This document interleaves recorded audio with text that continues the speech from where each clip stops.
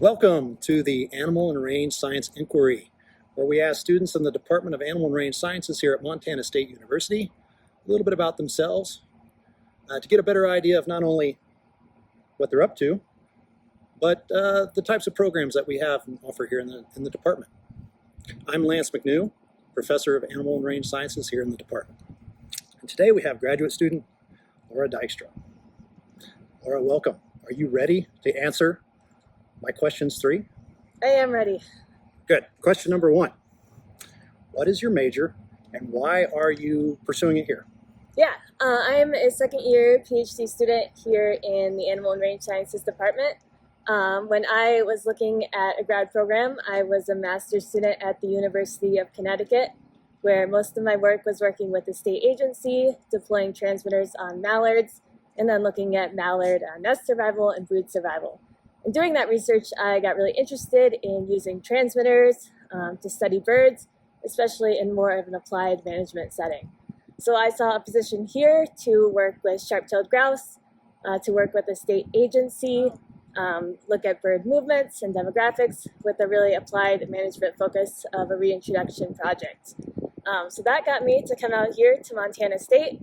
And while I've been in the Department of Animal and Range Sciences, I've really enjoyed learning about rangelands, the vegetation communities there, and how to work in those systems successfully. Great, thanks. You're off to a good start. Question number 2. What's your research about? Yeah, so for my research, I work with the Montana Department of Fish, Wildlife, and Parks on a project to reintroduce sharp-tailed grouse to western Montana in the Missoula area. So sharp-tailed grouse were historically present in western Montana, but were extirpated about 20 years ago. So our work is to bring them back to 2 sites, one in the Bitterroot Valley and one in the Blackfoot Valley. And one important part of a reintroduction is that post-release monitoring to know where your birds are going, how they're doing, and if they're actually going to be successful at that site.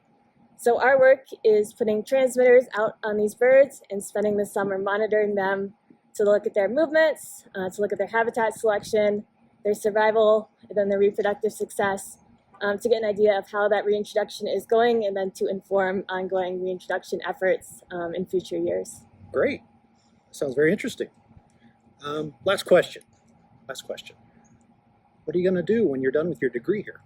Yeah, so I've always been interested in wildlife research, so I'd like to continue working in research.